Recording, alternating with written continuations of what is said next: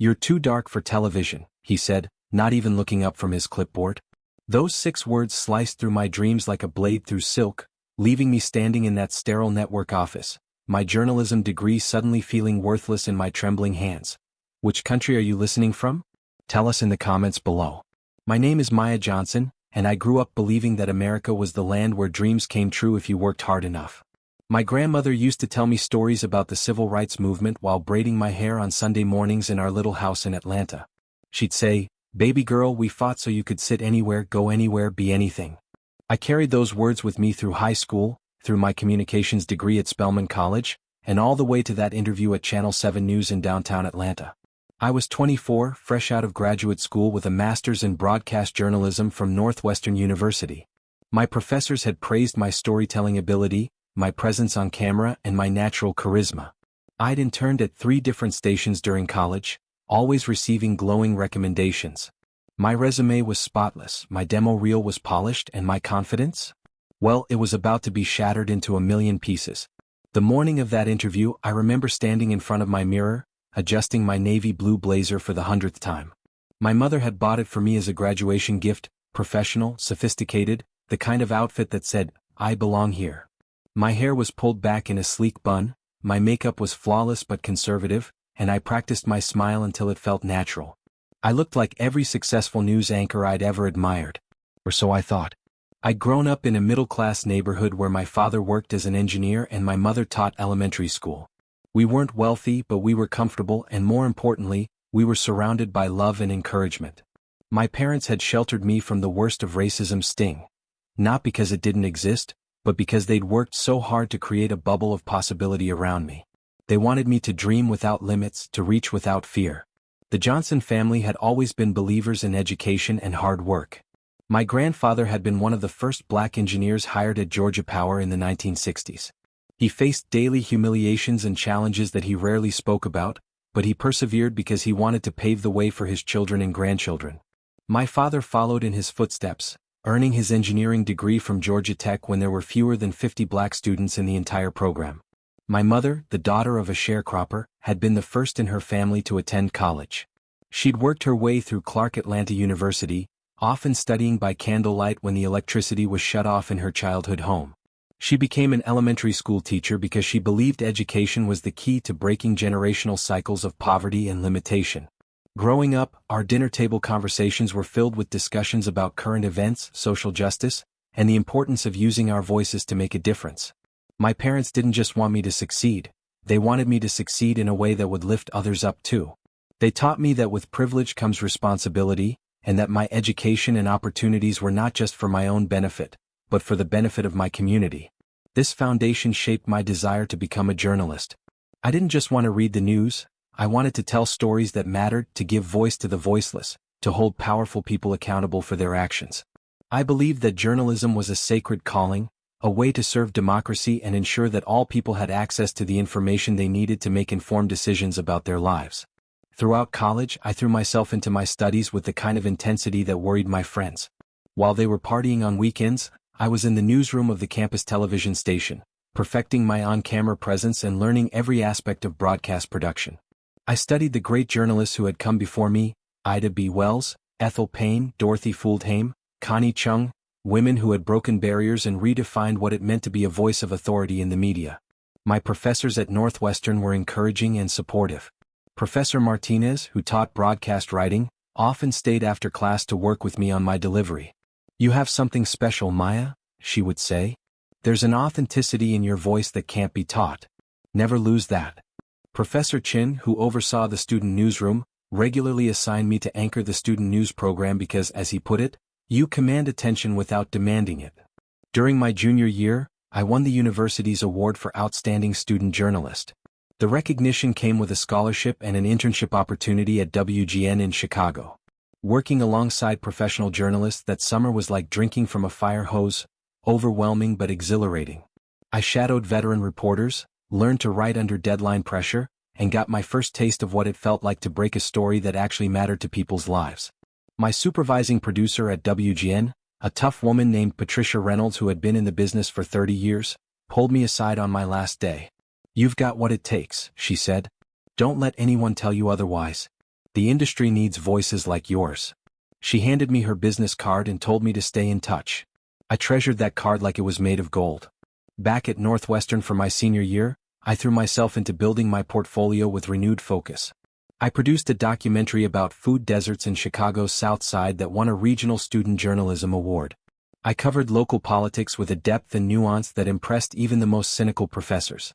My demo reel showcased my range, from breaking news to feature stories to live reporting from various locations around Chicago.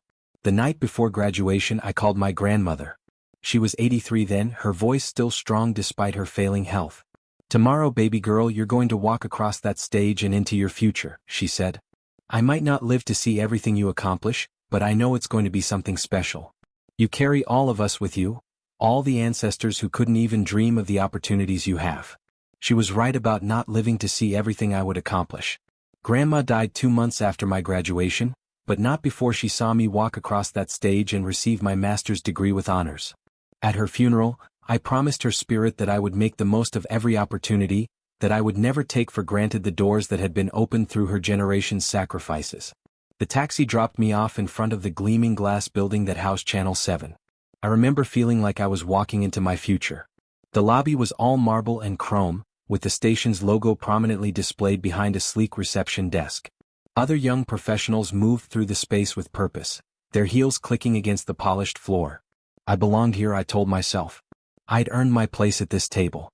The building itself was impressive, 23 stories of glass and steel reaching into the Atlanta sky.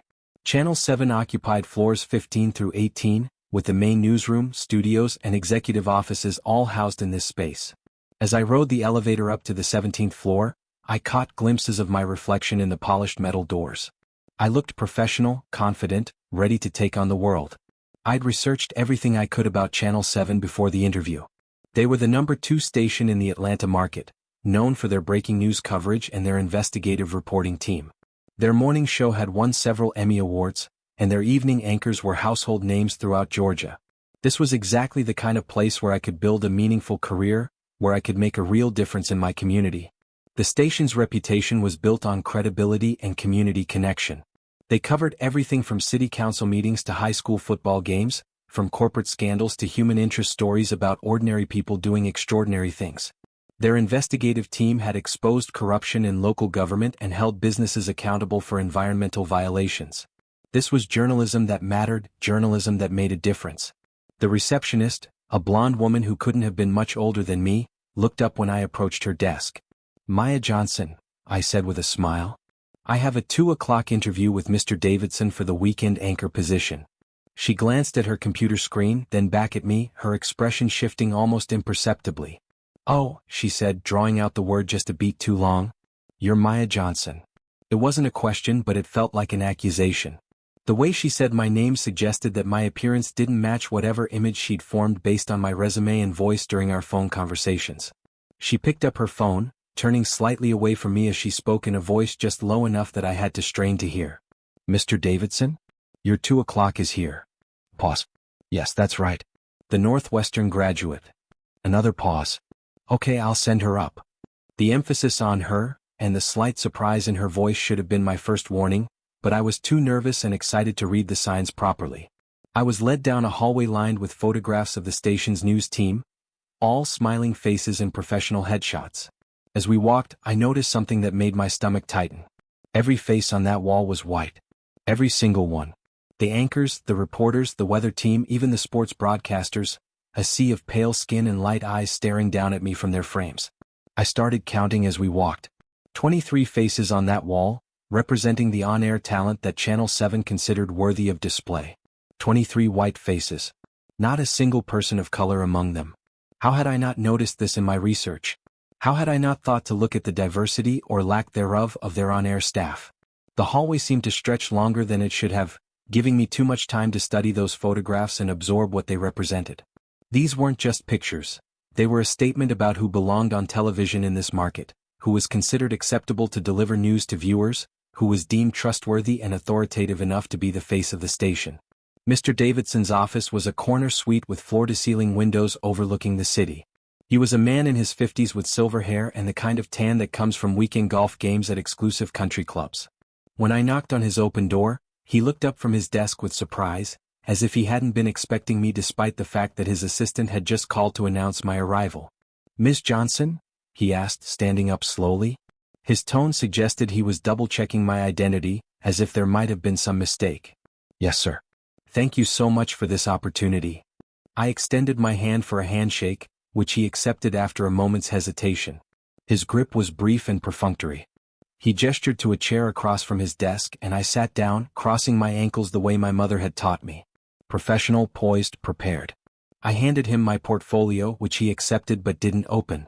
Instead, he placed it on his desk and looked at me with an expression I couldn't quite read. The office itself spoke of success and authority.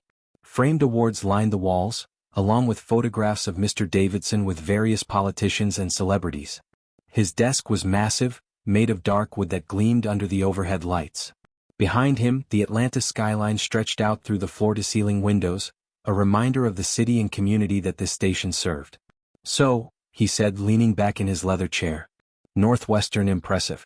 Good grades, solid recommendations." He was reading from what I assumed was my resume, though he still hadn't looked at the materials I'd brought. "Tell me, what made you think you'd be a good fit for television news?" The question seemed straightforward enough, exactly the kind of thing I'd prepared for. I launched into the answer I'd practiced dozens of times in front of my mirror, talking about my passion for storytelling, my commitment to journalistic integrity, my desire to serve the community by delivering important news with accuracy and compassion.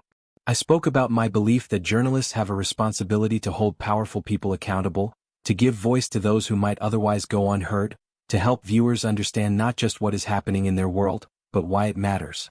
I mentioned my experience at WGN, the awards I'd won, the documentary work I'd done that had actually led to policy changes in Chicago. He nodded along, but his eyes kept drifting away from my face, as if he was already mentally moving on to his next appointment. When I mentioned my investigative work, he glanced at his watch. When I talked about my commitment to community journalism, he shuffled papers on his desk. It became increasingly clear that he wasn't really listening to my answers. "That's all very admirable," he said when I finished, his tone suggesting it was anything but admirable to him. "But television is a visual medium, Ms. Johnson. Our viewers have certain expectations." Something cold settled in my chest, a feeling I couldn't quite name but instinctively recognized as danger. "I'm not sure I understand, sir." He sighed, the sound heavy with what seemed like reluctance but which I would later recognize as condescension. "Look, you seem like a bright young woman. Your credentials are impressive, and I'm sure you do fine in radio or print journalism. But television?" He shook his head slowly as if explaining something obvious to a child. "Television requires a certain type of person. Someone who can connect with our audience, someone they can trust to deliver their news. Our demographic research shows that viewers prefer anchors who are more relatable." "Relatable?" I repeated, my voice smaller than I intended. The word hung in the air between us, loaded with implications I was only beginning to understand. "The truth is, Ms. Johnson, and I'm just being honest with you here because I think you deserve honesty," he paused as if gathering courage for what he was about to say. "You're too dark for television. Our audience is primarily suburban, middle-class families. They want to see someone who looks like them delivering their news. Someone they can connect with." The words hit me like a physical blow, each syllable landing with the force of a slap. Too dark for television. Not too inexperienced, not lacking in qualifications, not wrong for the role in any way that I could improve or change. Too dark. The color of my skin, something I had no control over, something that was fundamental to who I was the disqualifying factor. I felt my face grow hot, my hands beginning to shake despite my efforts to maintain composure. All those hours studying broadcast journalism, all those late nights perfecting my delivery, all those dreams of being the next Robin Roberts or Gayle King, all of it reduced to the melanin in my skin being too abundant for white viewers to feel comfortable with. "But sir," I managed to say, my voice cracking despite my efforts to stay professional. "I have the qualifications, the experience. My professor said I had natural talent for this work." "I'm sure you do," he interrupted, finally opening my portfolio but barely glancing at the carefully assembled materials inside. He flipped through pages without reading them, his eyes skimming over transcripts, recommendations, and work samples that represented years of effort and achievement. "And like I said, there are other opportunities in the media. Print journalism is expanding online. Radio is always looking for good voices. Just not on-camera roles here. You understand." He closed the folder and slid it back across the desk to me with finality. The interview was over. I had traveled 3 hours for this meeting, had spent money I didn't have on professional attire and taxi fare, had pinned all my hopes on this opportunity, only to be dismissed because my skin tone didn't match their vision of what a news anchor should look like. I stood up on unsteady legs, my portfolio clutched against my chest like armor that had failed to protect me. "Thank you for your time," I said, proud that my voice didn't break completely, though I could feel tears threatening at the corners of my eyes. "I do hope you'll consider other opportunities in the field," he said, already turning his attention back to his computer screen, dismissing me as thoroughly as if I had never existed. "Maybe something behind the scenes. We're always looking for good producers, researchers, that sort of thing. Behind the scenes. Where viewers wouldn't have to see my face. Where my darkness wouldn't offend their sensibilities or challenge their expectations of what authority and credibility looked like. Where I could do the work but never receive the recognition, never be the visible representation that young black girls needed to see." I walked out of that office in a daze, past the wall of white faces smiling down at me from their frames, past the receptionist who didn't look up from her computer, past the marble and chrome that had seemed so welcoming an hour before but now felt cold and hostile. The elevator ride down felt like a descent into a different version of reality, one where my qualifications meant nothing and my dreams were limited by biology. Standing on the sidewalk outside the building, I felt lost in a way I'd never experienced before. The Atlanta afternoon sun beat down on me, but I felt cold inside. This was 2019, not 1959. We had elected a black president who served for 8 years. We had Oprah, we had powerful black women in every field imaginable. We lived in an era where diversity and inclusion were supposed to be priorities, where companies proudly displayed their commitment to equal opportunity. How could this still be happening?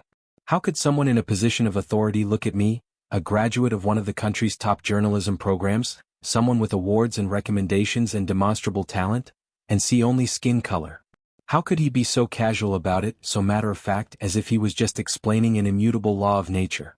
I called an Uber with shaking hands, not trusting myself to navigate public transportation in my current emotional state. As I waited on the sidewalk, I watched other young professionals walking in and out of the building, all of them white, all of them moving with the confidence of people who had never been told they were the wrong color for their dreams. The ride back to my apartment was a blur of Atlanta traffic and racing thoughts. I kept replaying the conversation, wondering if I had misunderstood something, if there was some other interpretation of his words that would make them less devastating. But there wasn't. He had been perfectly clear. I was too dark for television. Too dark for their viewers to relate to. Too dark for success in the career I'd spent years preparing for. The rejection at Channel 7 was just the beginning of what would become the most challenging period of my life. Over the next 6 months, I applied to news stations across the Southeast, and the pattern became depressingly familiar.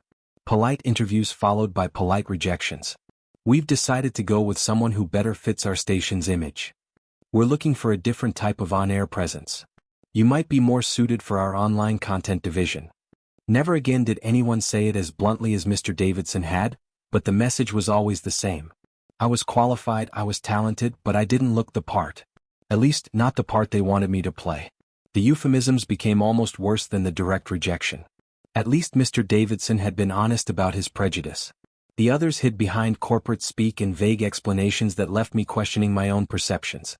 I started documenting every interaction, every rejection, every subtle and not so subtle indication that my race was a factor in hiring decisions. I kept detailed notes about the demographics of on-air staff at each station I visited. The pattern was undeniable. Station after station with all-white or nearly all-white on-air teams, particularly in anchor positions. In Savannah, the news director spent 20 minutes praising my qualifications before suggesting I might be more comfortable at a station in a different market. In Augusta, I was told that while my work was impressive, they were looking for someone with broader appeal. In Columbus, the conversation was terminated early when the station manager realized I was the same Maya Johnson whose resume they had been praising over the phone. Each rejection chipped away at my confidence and my faith in the industry I had loved. I began to second-guess everything about myself. Was my voice too urban? Was my hair too ethnic? Should I have straightened it, lightened my skin somehow, tried to appear more palatable to the white audiences that apparently drove hiring decisions? I started working as a freelance writer, covering local events for small publications and managing social media for local businesses. The work paid the bills, barely, but it felt like I was shrinking, becoming smaller and smaller until I disappeared entirely from the career path I'd worked so hard to build. Every day that passed felt like another step away from my dreams and toward a future I didn't want but seemed powerless to avoid. My parents tried to be supportive, but I could see the worry in their eyes and hear the frustration in their voices. They'd invested so much in my education, had believed so deeply in the promise of equal opportunity, that my struggles challenged their fundamental faith in the system they had worked within their entire lives. Maybe it's just the timing, my father would say, his engineer's mind looking for logical explanations for what was happening to me. The economy is tough, there's a lot of competition for these positions. But we both knew it wasn't about timing or competition. It was about race, pure and simple. My mother, who had dealt with her own share of discrimination as one of the few black teachers in her school district, was more direct.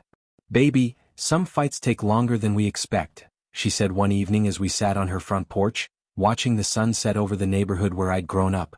"Your grandmother didn't live to see the end of segregation, but she fought anyway because she knew it was right." "But I'm not fighting segregation," I said, my voice thick with frustration. "This is supposed to be different now. We're supposed to have moved past this." "Progress isn't linear," she replied, squeezing my hand. "Sometimes it feels like we're moving backward before we move forward again. But that doesn't mean we stop trying." The isolation was perhaps the worst part of this period.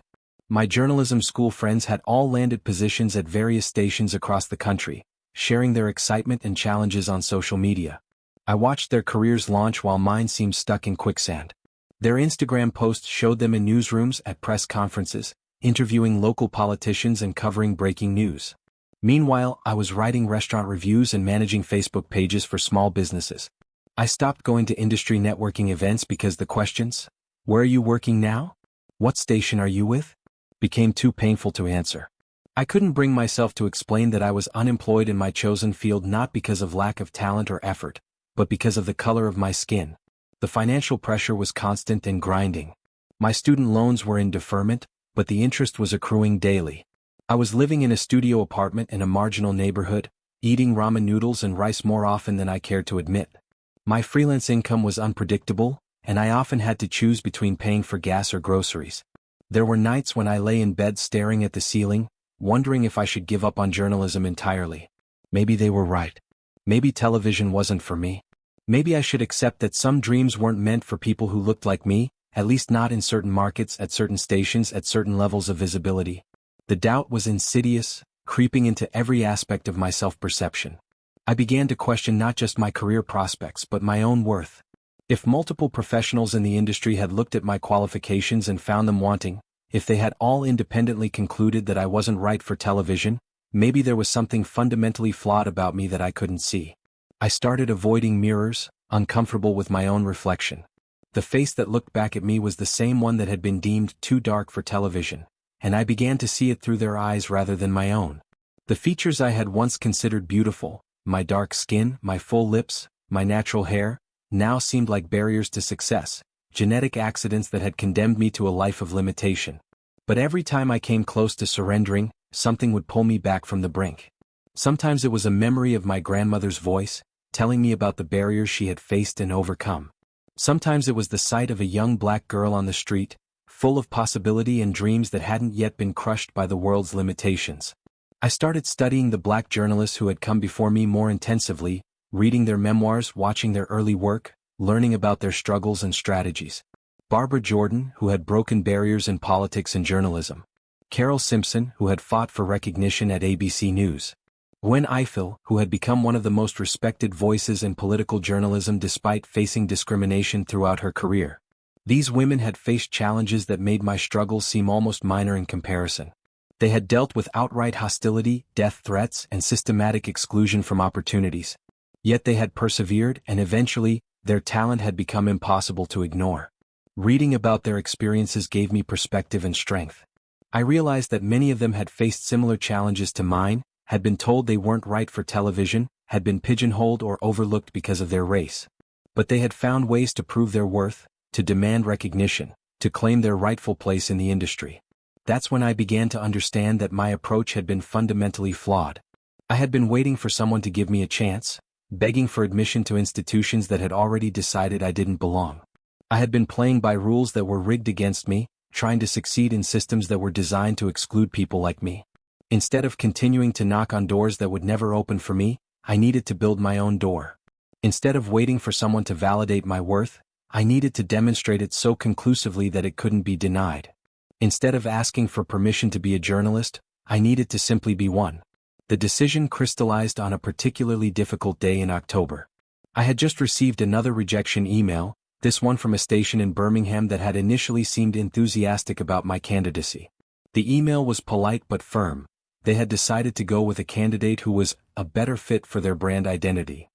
I was sitting in my tiny apartment, surrounded by rejection letters and unpaid bills, when I saw a news story on my laptop about a local elementary school that was being closed due to budget cuts.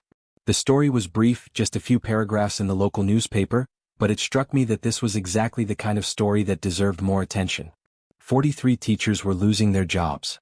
312 students were being displaced. A community was losing its heart. And the mainstream media was treating it like a minor administrative decision rather than a human tragedy that would affect families for generations. I realized that while I had been focused on getting hired by existing news organizations, there were important stories going untold all around me. Communities that were being underserved by traditional media. Voices that weren't being heard because they didn't fit the demographic profile that advertisers wanted to reach. What if I stopped trying to fit into their mold and started creating my own? What if I used the skills I had developed, the training I had received, and the perspective I brought as a Black woman to tell stories that others were ignoring? What if I became the journalist I wanted to be, regardless of whether anyone gave me permission to do so? That night, I made a decision that would change the trajectory of my entire career. I was going to stop asking for opportunities and start creating them. I was going to prove that there was an audience for the kind of journalism I wanted to do, and that my face, my dark face that had been deemed too dark for television, was one that people actually wanted to see.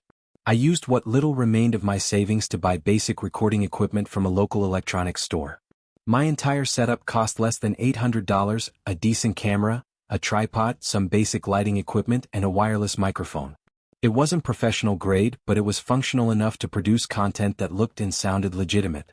My small studio apartment became a newsroom, production facility, and editing suite all in one. I rearranged my furniture to create a clean backdrop for filming, using a large piece of navy fabric I bought from a craft store and some strategic lighting to create the appearance of a professional studio.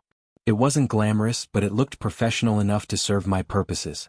I spent 2 weeks learning video editing software through YouTube tutorials, staying up until 3 a.m. night after night to master the basics of cutting footage, adding graphics, and creating the kind of polished content that would compete with traditional news stations. My eyes burned from staring at the computer screen, but I was driven by a determination I'd never felt before. The first story I decided to cover was the elementary school closure I'd read about. Instead of treating it as a simple budget cut, I approached it as a human interest story that would show viewers the real impact of political decisions on ordinary families. I spent a week interviewing teachers, parents, and students, documenting their stories and emotions in a way that the mainstream media hadn't bothered to do. I interviewed Mrs. Patterson, a teacher who had worked at the school for 28 years and was now facing unemployment at age 56.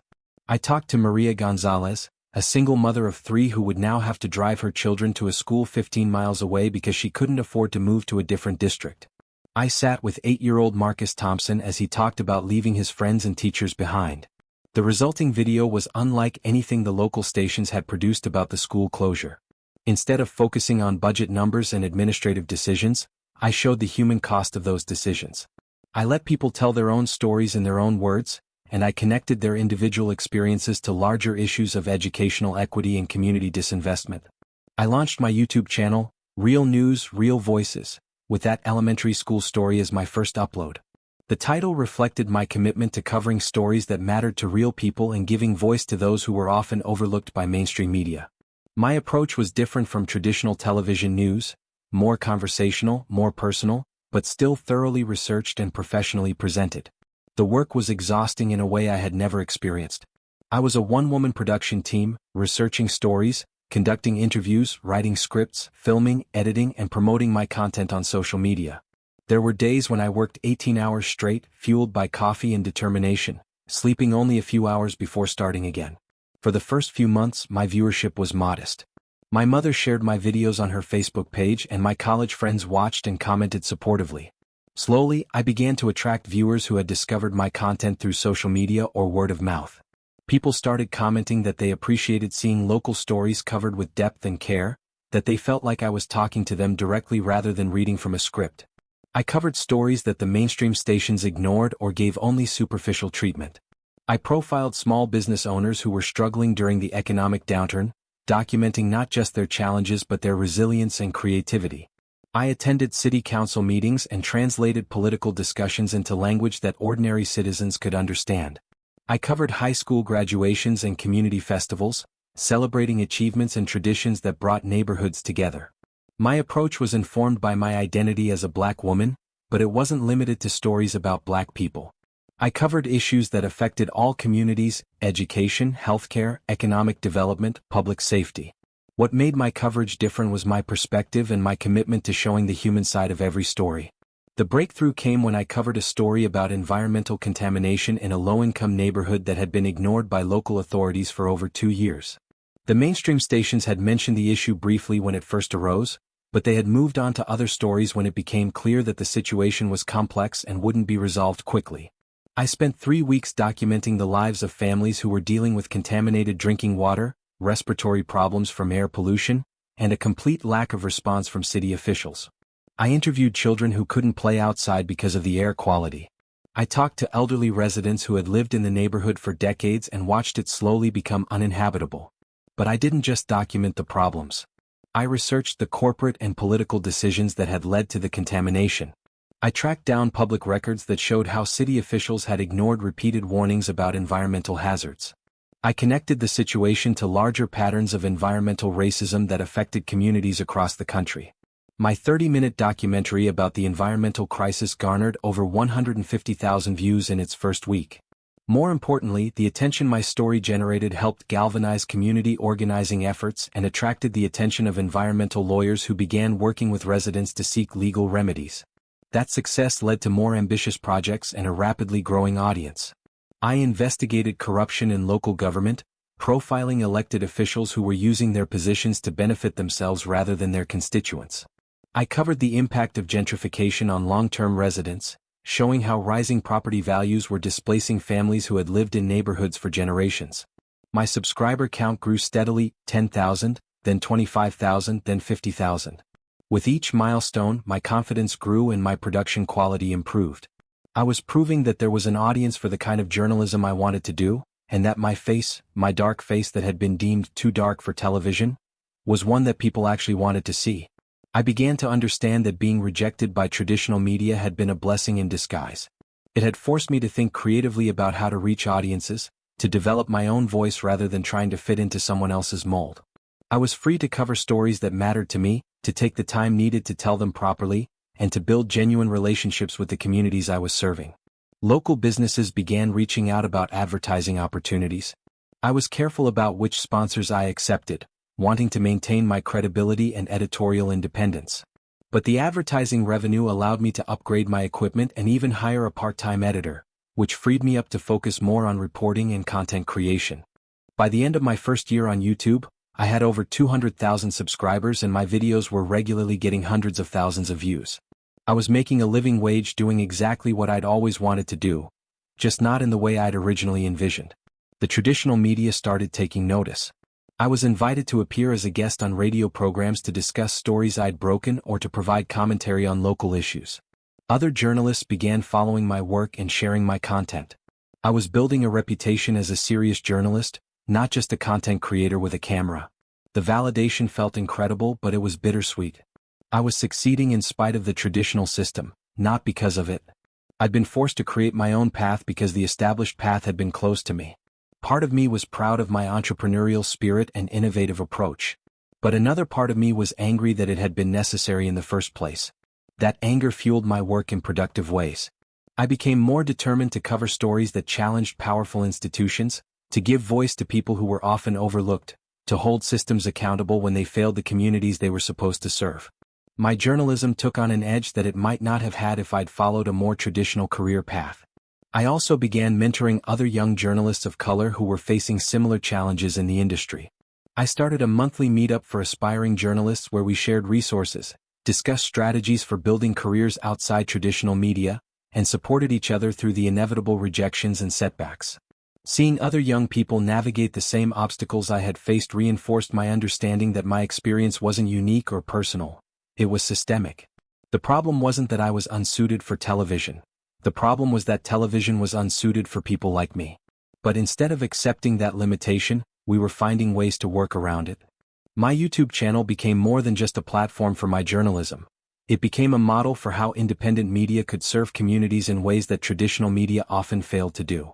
I wasn't just telling stories, I was demonstrating that there were different ways to be a journalist, different ways to build an audience, different ways to make a living while serving the public interest. The call came on a Tuesday morning in March, almost 2 years after I'd started my YouTube channel. I was in my apartment, which had been transformed into a professional-looking home studio, editing a story about affordable housing when my phone rang with a number I didn't recognize. Ms. Johnson? This is Sandra Williams, news director at Channel 12 News. Channel 12 was the leading news station in Atlanta, the one I'd watched growing up, the one I'd dreamed of working for since high school. They were known for their investigative reporting, their community engagement, and their commitment to covering stories that mattered to ordinary people. My heart started racing as I tried to process why Sandra Williams would be calling me. "We've been following your work on YouTube," she continued, her voice warm and professional. "Your investigation into the water quality issues in East Atlanta was exceptional journalism. The depth of your reporting and the way you connected individual stories to larger systemic issues, that's exactly the kind of work we want to see more of in television news." I almost dropped the phone. Channel 12 wanted to talk to me. Not about a behind-the-scenes position, not about online content, but about my journalism. The work I had been doing independently, the stories I had been telling from my studio apartment, had caught the attention of one of the most respected news organizations in the market. "We'd like to talk to you about joining our team," Sandra continued. "Would you be available to meet this week?" The meeting was set for the following Friday. This time, walking into a television station felt completely different from my experience at Channel 7. I wasn't the desperate young graduate begging for a chance. I was an established journalist with a proven track record, an audience that followed my work, and a reputation for producing high-quality, impactful journalism. I had value to offer, not just qualifications to present. Over the past 2 years, I had broken stories that had led to policy changes, had given voice to communities that had been ignored by mainstream media, and had built an audience of over 300,000 people who trusted me to tell them about issues that mattered to their lives. The Channel 12 building was newer and more modern than Channel 7, with a lobby that featured digital displays showing the station's news coverage and community involvement. The walls were lined with awards and recognition for journalistic excellence, and I noticed immediately that the staff photos included a much more diverse group of people than I had seen at other stations. Sandra Williams was a black woman in her 40s with natural hair and an authoritative presence that commanded respect. She had started her career as a reporter in small markets, worked her way up through larger stations, and had been hired as news director at Channel 12 3 years earlier. When she shook my hand, her grip was firm and her smile was genuine. "I've been watching your work for months," she said as we sat down in her office, which overlooked the newsroom where reporters and producers were working on the day's stories. "Your coverage of local issues is exactly what television news needs more of. You don't just report the facts, you help viewers understand why those facts matter to their lives." We talked for over an hour about journalism, about the changing media landscape, about the responsibility that comes with being on television. She asked thoughtful questions about my process, my approach to building trust with sources, and my vision for how television news could better serve communities. "One thing I particularly appreciate about your work," she said, "is that you never talk down to your audience. You treat complex issues with the depth they deserve, but you explain them in ways that are accessible to everyone. That's a rare skill." She offered me a position as a weekend anchor and weekday reporter, with the understanding that I would continue to pursue the kind of in-depth stories that had made my YouTube channel successful. The salary was more than I had ever imagined earning, and the opportunity to reach a much larger audience was exactly what I had been working toward. "I won't lie to you," she said toward the end of our conversation. "There will be viewers who have opinions about seeing a dark-skinned black woman anchoring the news. We've dealt with that before and we'll deal with it again. But our research shows that authenticity and credibility matter more to audiences than anything else. You've built credibility through your work, and that's what we value." The contrast with my interview at Channel 7 couldn't have been starker. Instead of being told I was too dark for television, I was being recruited specifically because of the unique perspective and proven ability I brought to journalism. Instead of being seen as a liability, my identity as a black woman was viewed as an asset that would help the station better serve its diverse audience. "We want you to continue telling the stories you've been telling," Sandra said. "We want you to bring that same energy and perspective to our newsroom. We think our viewers are ready for journalism that goes deeper, that connects with communities in meaningful ways."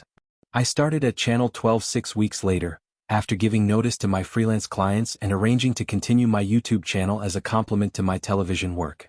My first broadcast as weekend anchor was terrifying and exhilarating in equal measure. As I sat in the anchor chair, looking into the camera that would broadcast my image into hundreds of thousands of homes across Georgia, I thought about every rejection I'd faced, every moment I'd doubted myself, every time someone had suggested I wasn't cut out for television. "Good evening, I'm Maya Johnson and welcome to Channel 12 News at 6. The words felt like a declaration of victory, not just for me but for everyone who had ever been told they didn't belong, who had ever been judged by their appearance rather than their abilities, who had ever been forced to create their own opportunities because existing ones were closed to them. The response from viewers was overwhelmingly positive. My YouTube subscribers celebrated my transition to traditional television, and many of them became regular viewers of the station. The comment sections on the station's social media posts were filled with people saying they were excited to see real representation in the anchor chair, that they felt like they finally had a news anchor who understood their communities and their concerns. But there were also negative comments, emails, and phone calls from viewers who were uncomfortable with my presence on their television screens. Some were overtly racist, expressing anger that a black woman was delivering their news. Others were more subtly hostile, questioning my qualifications or suggesting that I was only hired because of my race. Sandra and the station management stood firmly behind me, making it clear that racist comments and complaints would not be tolerated or accommodated. They released a statement emphasizing their commitment to diversity and excellent journalism, and they continued to assign me to high-profile stories and important coverage. The moment that truly validated everything I'd been through came 6 months later, when Channel 7, the station where Mr. Davidson had told me I was too dark for television, reached out through an intermediary to see if I'd be interested in discussing their primetime anchor position. I politely declined the meeting not out of spite, but because I was exactly where I wanted to be. Channel 12 had embraced not just my skills as a journalist, but my perspective as a black woman and my commitment to community-centered reporting. They had given me the freedom to continue the work I was passionate about while reaching a much larger audience. 3 months after that, Mr. Davidson himself called me directly. I recognized his voice immediately, though he seemed to have conveniently forgotten the specifics of our previous encounter. "Ms. Johnson, I've been following your work at Channel 12, he said, his tone now respectful and almost deferential. "Your ratings have been impressive, and your investigative work has really made an impact in the community. We have an opening for our evening anchor position, and I think you'd be perfect for it." I let him finish his pitch, listening as he talked about the opportunities at Channel 7, the resources they could provide, the audience they could help me reach. When he finished, I waited a moment before responding. "Mr. Davidson," I said calmly, "do you remember our interview 2 years ago?" There was a pause that stretched uncomfortably long. "I met with a lot of candidates. You told me I was too dark for television. You said your viewers wanted someone more relatable, someone who looked like them." The silence that followed was deafening. I could practically hear him trying to figure out how to respond, how to explain away words that couldn't be taken back or reinterpreted. Well, the media landscape has changed significantly since then," he finally said, his voice strained. "Audiences have evolved and we've recognized the importance of diverse voices in journalism." "No," I interrupted, my voice steady and sure. "I've changed. I've proven my worth despite your assessment, not because of any change in the landscape. The landscape is the same, it's just that I've become impossible to ignore." I thanked him for the call but told him I was very happy where I was. After I hung up, I sat in my office at Channel 12, looking out at the newsroom where I now worked, surrounded by colleagues who valued my contributions and respected my perspective. The satisfaction I felt wasn't about revenge or proving him wrong, though there was certainly an element of poetic justice in the moment. It was about proving myself right. I had always been good enough for television. I had always been relatable to audiences who were given the chance to see me as a full human being rather than just a skin color. I had always deserved a seat at the table. 2 years later, I was promoted to the primetime anchor position at Channel 12, becoming the first black woman to hold that role in the station's 40-year history. My YouTube channel, which I continued to maintain alongside my television work, had grown to over 800,000 subscribers. I'd won several journalism awards, including recognition for my documentary work and community impact reporting. The awards were meaningful, but the letters I received from viewers meant even more. Parents told me their daughters watched me on the news and talked about wanting to be journalists when they grew up. Young black women wrote to tell me that seeing me on television had given them permission to dream bigger than they had before. Teachers said their students were more interested in current events because they felt like the news was being delivered by someone who looked like them and understood their experiences. I'd become the representation I'd needed to see when I was starting my career, the proof that young black girls needed that their dreams were valid and achievable. But more than that, I'd changed the conversation about what television news could be and who it could serve. My approach to journalism, which had been born out of necessity when traditional doors were closed to me, had influenced the entire newsroom at Channel 12. We began covering stories differently, taking more time to understand community impact, giving voice to people who had previously been overlooked, and treating our audience as intelligent people who deserved more than surface-level reporting. The rejection that had once felt like the end of my dreams had actually been the catalyst for building something bigger and more meaningful than I'd originally envisioned. By being forced to create my own path, I'd developed skills and perspectives that made me a better journalist. I'd learned to connect with audiences in authentic ways, to tell stories that mattered, and to build trust through consistency and integrity. But perhaps most importantly, I'd learned that my worth wasn't determined by other people's limitations or prejudices. The power to define who I was and what I could achieve had always been mine. I just needed to stop giving it away to people who couldn't see my value. I kept a photo on my desk from my first day at Channel 12, me in the anchor chair, looking directly into the camera with confidence and purpose. Sometimes, when young journalists visited the station, I'd tell them about the interview where I was told I was too dark for television. Not to discourage them, but to remind them that other people's limitations are not our own. They didn't see my potential, I'd tell them. But that didn't mean it wasn't there. Sometimes when doors are closed to us, it's because we're meant to build our own entrances. Sometimes being told we don't fit is exactly the push we need to create spaces where we do belong. The scar from that rejection never fully healed, but it became a source of strength rather than pain. Every time I sat in that anchor chair, every time I delivered the news to families across Georgia, every time a young black girl saw me on television and thought, I could do that too, I was proving that excellence cannot be dimmed by prejudice. I also learned that success isn't just about reaching your goals. It's about how you choose to use your platform once you get there. I made it a priority to mentor other young journalists of color, to advocate for diverse hiring in newsrooms, and to continue telling stories that might otherwise go untold. The YouTube channel that had started as a necessity became a legacy project. I used it to train aspiring journalists, to provide resources for independent media creators, and to continue experimenting with new ways to connect with audiences. It remained a reminder that innovation often comes from necessity, that being excluded from existing systems can force you to create better ones. Most importantly, I learned that authenticity is the most powerful tool any journalist can possess. The industry had tried to make me into something I wasn't, to sand down the edges that made me unique, to fit me into a mold that was never designed for people like me. But my greatest success came when I stopped trying to be what they wanted and started being fully myself. The darkness they feared became the light that guided others to their own dreams. The voice they tried to silence became one that couldn't be ignored. The face they deemed unfit for television became one that changed what television could be. They judged me by my skin color and found me lacking. I showed them the depth of my character and the strength of my voice. In the end, I didn't just break through their barriers, I built something better on the other side. The television didn't change to accommodate me. I changed television by refusing to accommodate their limitations. And in doing so, I discovered that the power to define my worth, my value, and my future had never been theirs to begin with. It had always been mine.